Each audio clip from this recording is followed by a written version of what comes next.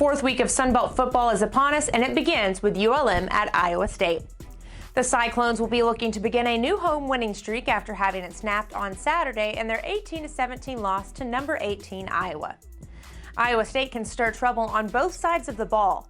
Their defense has only allowed one touchdown in regulation this year, and their offense has a number of weapons out wide, including Deshaunte Jones, who leads the nation in receptions per game. With ULM's Josh Johnson leading the way, the Warhawks rank third in the Sun Belt and 24th in the FBS in rushing offense, averaging 246.5 yards per game.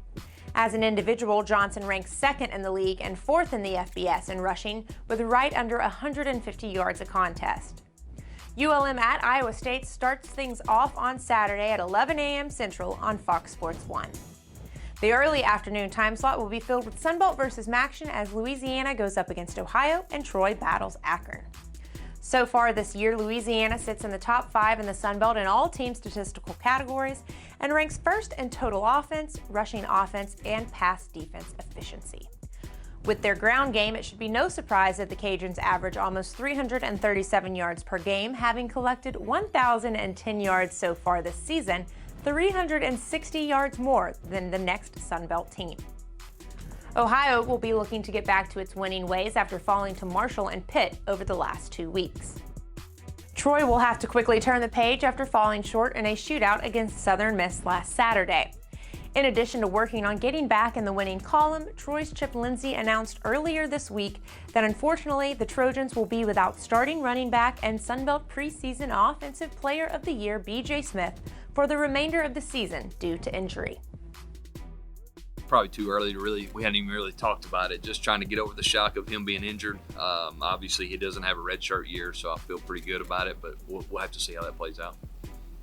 Definitely would take him back for sure. Troy and Akron is slated to kick off at 2 p.m. Central on ESPN+. In my mind, I'm going to Carolina as Appalachian State faces North Carolina in Chapel Hill, only the second time that these two teams have met, the first coming in 1940, and for as little as they have played each other, there is a ton of history between these two teams.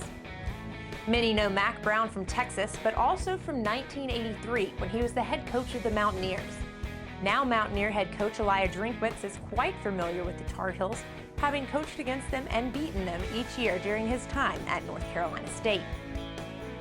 I have a tremendous amount of respect for those players. I mean, we beat them in overtime, but it was a very difficult game. Those guys play hard.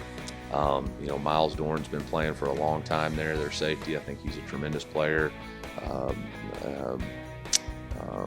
Jason Stowbridge didn't play for them, was injured last year. I mean, he's an NFL D lineman and is a really good player. Aaron Crawford, another NFL defensive lineman. So I don't know if it helps me other than to understand exactly how good of football players they are and exactly, how big of a challenge it is for us to go play and compete against them. North Carolina has had close games all season and is 2-1 with wins over South Carolina and Miami. The Hills' one loss came this past weekend against Wake Forest, where they struggled to convert on third down, going 2 for 16. Appalachian State versus North Carolina kicks at 2:30 Central. The game will be broadcast on ACC Regional Sports Networks and ACC Network Extra, so be sure to check your local listings as well. Things will heat up in Texas as conference play finally gets underway, with Texas State hosting Georgia State.